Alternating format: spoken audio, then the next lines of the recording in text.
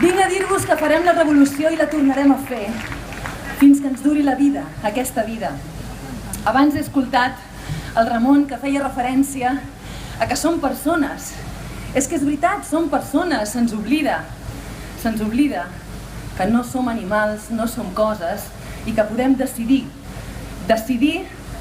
en respectar la diversitat de cada un de tots nosaltres. Som tots, cada un, peces úniques, però tots estem aquí reunits perquè tenim un horitzó comú, de bé comú, de cuidar-nos els uns als altres.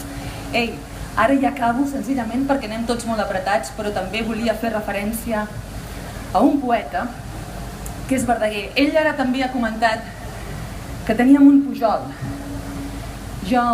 Ara em toca a mi, jo soc la Lídia Pujol.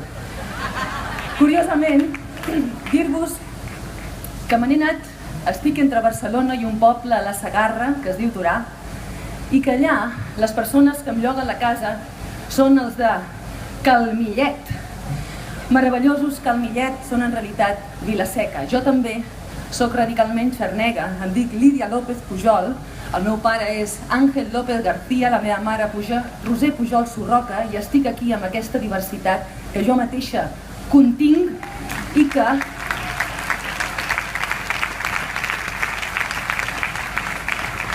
si té algun sentit és perquè puc sumar amb tota la resta de diversitat i de manera d'expressar-nos per això, perquè hi ha un horitzó comú.